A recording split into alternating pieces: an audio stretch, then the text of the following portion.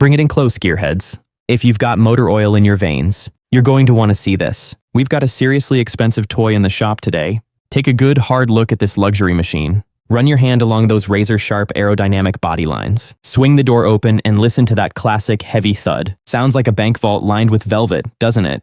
That proud badge sitting right there on the hood is a symbol of over a century of absolute dominance. It stands for top-tier German metallurgy. It represents flawless V8 engines built to tear up the unrestricted Autobahn, and it embodies the absolute pinnacle of mechanical pride humanity has ever bolted together. Ask any guy turning wrenches out there, and they'll tell you if you want a real driving machine, you buy German. But hold your horses for a second. Let me pop this hood and rip off those shiny plastic beauty covers. Let me plug my diagnostic scanner right into this thing's OBD port, so you can see exactly what I'm seeing. Look past the wiring harnesses. Look at the central digital brain pumping out millions of lines of code. You are about to uncover an industry-shaking secret. It's a truth that's a straight-up slap in the face to anyone who still worships the Western automotive empire. The entire digital nervous system, from the infotainment screen you're tapping on, right down to the battery core dumping hundreds of horsepower to the pavement. None of it says, made in Germany. Welcome to the brutal new reality, man. This gorgeous high-end beast is actually a Chinese car wearing a German suit. The thesis statement, let us talk about pride and the bitter taste of reality. For decades, the towering giants, sitting in Stuttgart, Munich, and Wolfsburg, acted like they held the undeniable path on automotive perfection. They looked down their noses at anyone attempting to build a car, absolutely convinced that their 100 years of mechanical heritage made them untouchable gods of the asphalt. And honestly, why would they not think that? They built massive global empires on the roar of internal combustion. They perfected the explosion inside the cylinder. But the world changed, and it changed at a terrifying speed. We are looking at a monumental shift, a brutal awakening for the legacy automakers. That nobody saw coming this fast. What we are witnessing right now across the industry is not some friendly, win-win corporate handshake for the cameras. When a legendary German titan signs a multi-billion-dollar deal to adopt the electric vehicle architecture from a Chinese tech company like XPeng or Leapmotor, they are not just collaborating. They are raising the white flag. They are admitting total defeat on the digital front. The era of complex metal engines, of forged steel, titanium rods, and precisely machined pistons is dead and buried. The new automotive battlefield has moved completely. From the greasy machine shop to the sterile server room, and the legacy guys brought a traditional wrench to a high-speed software fight. They poured tens of billions of dollars into refining outdated diesel and gasoline technology, stubbornly clinging to the past, while their competitors out east were mastering advanced battery chemistry and building massive digital ecosystems. Now, those same legacy titans are drowning in their own hubris. To keep their factory lights on, to prevent their assembly lines from freezing, and to keep their ruthless shareholders happy, they have to swallow their immense pride. They are forced to buy the very cutting-edge technology that is actively putting their own engine builders out of business. It is a desperate Hail Mary play for basic survival.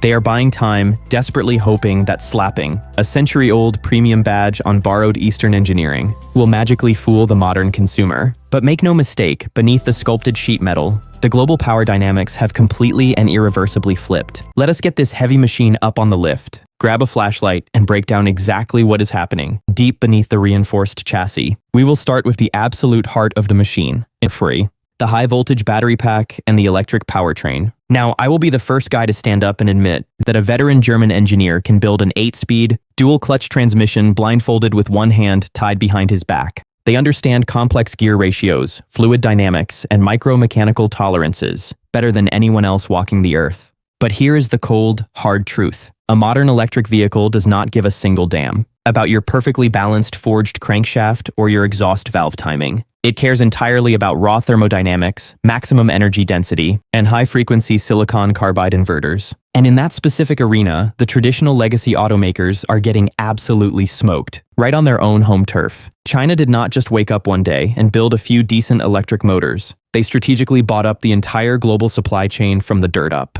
They control the massive lithium mines, they completely dominate the brutal chemical refining process, and they have spent the last 10 to 15 years flawlessly perfecting the volatile, chemical cocktail inside these energy-dense battery cells. While highly paid Western executives were busy lobbying governments to keep their beloved combustion engines legally alive for just one more decade, relentless Chinese engineers were working around the clock, figuring out how to pack vastly more kilowatt-hours into a significantly smaller, lighter structural footprint, all without turning the vehicle into a rolling fire hazard. The massive battery pack bolted to the floor of this so-called German luxury car is an absolute masterclass in extreme thermal management. And it was engineered entirely by Eastern minds. It is designed to take hundreds of kilowatts of direct current fast charging power without breaking a sweat or melting its own internal components down to slag. It delivers terrifying instantaneous torque directly to the wheels with a level of electrical efficiency that the old guard simply cannot replicate at a global scale. If the legacy automakers stubbornly tried to build this exact high-performance battery and motor drive system from scratch today, it would easily cost them double the capital and take them a grueling 5 to 7 additional years of research and development. In today's hyper-accelerated electric vehicle market, being 5 years late to the party is a guaranteed death sentence. So, what do? They swallow the bitter pill and buy the mechanical heart from the very people who beat them to the punch. If the electric powertrain is the beating heart of this rig, the software architecture is unquestionably its brain. And let us be brutally honest with ourselves right now. Traditional legacy automakers have been building otherwise brilliant cars with a severe digital lobotomy for years. Just think back to the last time you sat behind the wheel of a brand new $90,000 European luxury sedan. The hand-stitched leather was absolute perfection. Brushed aluminum and wood cabin trim was gorgeous to look at. But the exact minute you reached out and touched the central infotainment screen, the illusion shattered. It felt like you were trying to operate a cheap discount tablet from the year 2010. The deeply buried menus lagged terribly. The voice command system was practically useless. The native navigation graphics looked like a retro video game. And if you ever wanted to actually update the software, it was a nightmare. They view the modern car as a massive, hyper-connected smartphone that just happens to have 4 wheels attached to the bottom of it. By completely outsourcing the digital architecture to foreign tech giants, this heavy German car is suddenly running a lightning-fast, highly integrated operating system. It is a brilliant distributed network designed from the ground up to effortlessly handle massive streams of background data. The touchscreen response is incredibly instantaneous, smoother than glass. You can flawlessly control your smart home appliances directly from the driver's seat, seamlessly mirror your entire personal digital life onto the massive panoramic screens, and most importantly, the car actually gets dynamically better. Overnight while you sleep, massive over-the-air updates can quietly rewrite the core battery management system algorithms, dynamically tweak the adaptive suspension geometry, and completely overhaul the graphic user interface. While the car is simply parked quietly in your driveway, the German titans simply did not have the massive army of specialized software coders required to build this kind of native, flawless ecosystem from the ground up, so they had no choice but to rent somebody else's brilliant digital brain. Finally, we have to talk about the eyes of this incredible machine, the advanced driver assistance systems, and the highly complex autonomous driving technology. This is exactly where the technological gap between old-school auto manufacturing and new-age tech now becomes absolutely and terrifyingly obvious. Western automakers absolutely love to proudly boast in their commercials about their premium highway cruising systems. And sure, keeping a luxury car perfectly centered in a freshly painted lane on a straight, predictable sunlit highway is a neat parlor trick. But real-life daily driving is not a closed, perfectly controlled test track. Real-life driving is aggressively chaotic, entirely unpredictable, and highly dangerous. To give this German vehicle its true vision, to make it genuinely intelligent, the manufacturers had to rely heavily on advanced light detection and ranging systems, commonly known as LiDAR, paired directly with artificial intelligence neural networks that were trained thousands of miles away across the globe. You see, the leading Chinese tech companies have been ruthlessly testing their autonomous algorithms in some of the most insanely congested, erratic, and utterly complex traffic environments on the face of the planet. They have relentlessly fed their supercomputers absolutely massive petabytes of data, from sprawling megacities where unpredictable bicycles, distracted pedestrians, and heavy commercial trucks cross the street. Cross the street from every conceivable direction simultaneously. The artificial intelligence brain sitting quietly inside this car uses that advanced laser radar to constantly build a perfect three-dimensional topographical map of its physical surroundings millions of times every single second. It does not get blinded by glaring sunset light.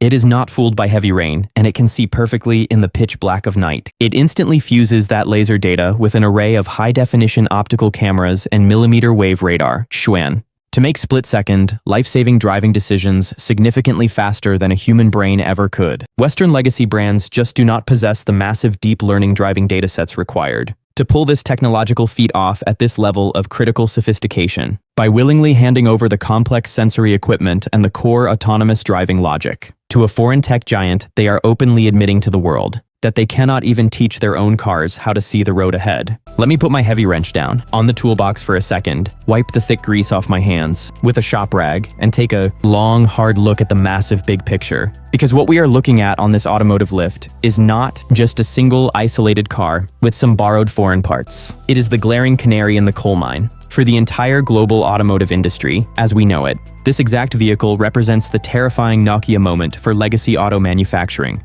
Do you remember back in the day when those massive old-school cell phone companies stubbornly thought nobody would ever want a piece of glass for a touchscreen? They arrogantly kept building clunky phones with plastic physical buttons right up, until the exact moment that Apple and Google completely wiped their empires off the map forever. That is exactly the kind of massive disruption that is happening in the automotive world right this very second. Stop and think about what actually makes a motor vehicle valuable today. I will give you a hint. It is not the aggressive shape of the stamped sheet metal, and it is certainly not the spinning story. Century of brand history printed in a glossy brochure. The true, undeniable value in this vehicle of a modern luxury vehicle lies squarely in the sheer computing power, the software, the flawless software integration, and the intelligence, the autonomous artificial intelligence, and the battery, and the ultra-efficient battery chemistry, the shift. If the traditional legendary automakers are willingly outsourcing every single one of those incredibly critical components to others, to outside vendors, what exactly is left? Are they still doing in the factory? The shell. They are actively and willingly stripping away the soul, their own intrinsic value, the end. They are rapidly turning themselves into glorified coach builders. Mere metal benders and hardware assemblers for the 21st century. They stitch the fancy leather seats, they stamp the aluminum doors, they spray the flawless exterior paint, and then they wrap all of that beautiful traditional craftsmanship around a core technology stack that is entirely owned and controlled by Chinese tech conglomerates. Once you let those massive tech giants inside the heavily guarded gates of your company, once you hand over the digital keys to the kingdom, simply because you were too slow and too proud to innovate, on your own, you never get that immense power back. You become entirely dependent on your primary rival's supply chain and their proprietary software updates, just to keep your own flagship product relevant in the market. It is a slow, silent, but absolute surrender. The brilliant German engineers who used to proudly dictate the technological pace of the entire global industry are now comfortably sitting in the passenger seat, completely and utterly reliant on foreign software code to keep their historic legacy alive. This is the massive ripple effect in action. It always starts small, with a strategic joint venture here. A friendly technology sharing agreement there.